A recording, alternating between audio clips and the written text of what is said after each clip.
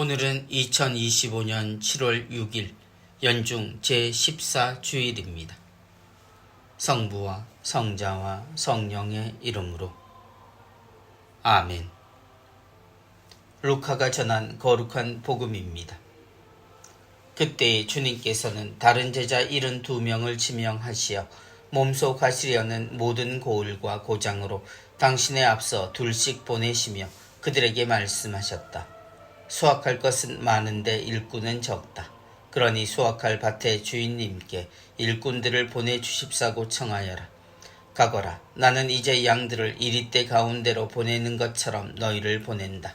돈 주머니도 여행 보따리도 신발도 지니지 말고 길에서 아무에게도 인사하지 마라.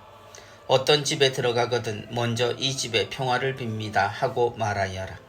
그 집에 평화를 받을 사람이 있으면 너희의 평화가 그 사람 위에 머무르고 그렇지 않으면 너희에게 되돌아올 것이다. 같은 집에 머무르면서 주는 것을 먹고 마셔라. 일꾼이 품삯을 받는 것은 당연하다. 이 집 저 집으로 옮겨 다니지 마라. 어떤 고을에 들어가든지 너희를 받아들이면 차려주는 음식을 먹어라. 그곳 병자들을 고쳐주며 하느님의 나라가 여러분에게 가까이 왔습니다 하고 말하여라. 어떤 고을에 들어가든지 너희를 받아들이지 않으면 한 길에 나가 말하여라. 여러분의 고을에서 우리 발에 묻은 먼지까지 여러분에게 털어버리고 갑니다. 그러나 이것만은 알아두십시오. 하느님의 나라가 가까이 왔습니다. 내가 너희에게 말한다. 그날에는 소돔이 그 고을보다 견디기 쉬울 것이다. 72 제자가 기뻐하며 돌아와 말하였다. 주님의 이름 때문에 마귀들까지 저희에게 복종합니다. 그러자 예수님께서 그들에게 이르셨다. 나는 사탄이 번개처럼 하늘에서 떨어지는 것을 보았다. 보라, 내가 너희에게 뱀과 정갈을 밟고 원수의 모든 힘을 억누르는 권한을 주었다. 이제 아무것도 너희를 해치지 못할 것이다. 그러나 영들이 너희에게 복종하는 것을 기뻐하지 말고 너희 이름이 하늘에 기록된 것을 기뻐하여라. 주님의 말씀입니다. 그리스도님 찬미합니다. 수확할 것은 많은데 일꾼은 적다.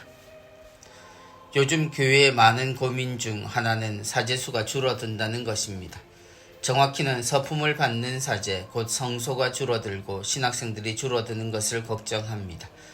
10명이 넘게 서품을 받는 것이 당연하게 생각되고 신학교에서 교구 신학생이 150명이 어울려 살던 때가 얼마 전이었으나 이제 30 정도를 채우지 못하는 지경에 이르렀습니다. 그러나 더욱 걱정은 신자들의 숫자가 더욱 빠른 속도로 줄어든다는 것입니다. 사제는 은퇴 나이가 늦어지고 신자 수는 점점 장수하는 신자들 덕에 둘 다 나름대로 변화의 폭은 그리 빨라지지 않는다 하더라도 태어나는 인구보다 더 빨리 사라지는 어리고 젊은 신자들이 정말 걱정이 됩니다. 경제적인 이유로도 교회의 유지가 걱정이지만 시대의 복음으로 하느님을 전하고 증거할 이들이 사라진다는 것은 빛과 소금의 존재 위기라는 점에서 걱정입니다. 수확할 것은 많은데 일꾼은 적다. 세상에 오신 예수님은 당신 구원 사건이 일어나기 전, 곧 때가 오기도 전에 당신 제자들을 당신의 앞서 보내셨습니다. 그들에게 사람들에게 하늘나라가 다가왔다는 복음을 전하고 하느님께서 그들과 함께 있다는 것을 알리게 하시며 제자들에게 준비도 갖추지 못한 채 길을 떠나게 하셨습니다. 그리고 그 이유가 수확할 것이 많다고 알려주십니다. 일꾼이 적음은 곧 하느님의 뜻을 아는 이들이 적다는 의미이고 그래서 하느님이 사랑하시는 수많은 사람들이 하느님의 사랑을 느끼지 못하고 알지 못하는 상황을 어떻게든 극복하시려 하시는 애타는 주님의 마음을 보여주십니다. 나는 이제 양들을 이리떼 가운데로 보내는 것처럼 너희를 보낸다. 우리의 이런 위기와 변화는 사실 세상의 영향을 거르지 못하고 받은 이유가 큽니다.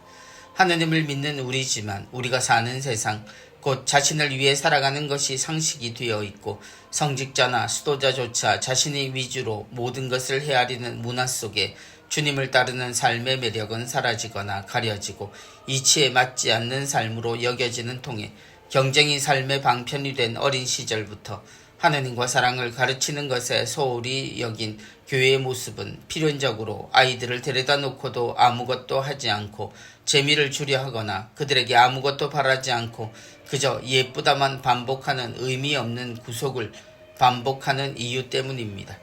이리 때가 오기도 전에 우리가 스스로 흩어버리거나 이리 때보다 더욱 개걸스러운 상태로 세상과 싸워 이기길 바랍니다. 하느님의 나라가 여러분에게 가까이 왔습니다. 복음을 전한 첫 제자들은 주님의 모진 방침에 따라 가진 것과 자신들의 장점마저 내려놓고 길을 떠났습니다. 그들에게는 그들을 사랑하신 주님에 대한 기억과 그분이 주신 하느님의 메시지 외에 아무것도 없었습니다. 거저 받았으니 거저 주어라 하신 주님의 말씀처럼 누군가 앞에서 부끄러운 자신들을 드러내면서도 자신들을 보내신 하느님을 사랑으로 드러내었습니다. 그들의 평화의 인사로 시작되는 용서의 선언과 사랑의 나눔은 사람들에게 하느님을 드러내는데 전혀 모자람이 없었습니다. 모든 것을 다 지닌 완벽한 사람이 하느님의 위대하심을 드러내고 전한다면 하느님은 그 한 사람을 위한 분이지만 모자라고 어리숙한 다를 바 없는 사람 하나에게 사랑을 베푸시는 하느님에 대한 증언은 그와 다를 바 없는 대중들 모두에게 살아계신 하느님을 전하고 그분의 사랑에 제외되는 이들이 없다는 것을 알리는 가장 효과적인 방법이 됩니다. 아이들과 청년들이 중요하다고 말합니다. 그런데 그들을 위해 우리가 해야 할 일이 무엇인지, 우리가 지닌 것은 다 지루하고 필요 없다고 말하고 그렇다고 세상이 주는 재미를 주기에는 돈도 준비도 갖추지 못한 이러지도 저러지도 못하며 아이들을 놓아주고 마는 우리에게 오늘 복음 속 메시지는 가장 큰 울림일 수도 있음을 느낍니다. 성부와 성자와 성령의 이름으로 아멘.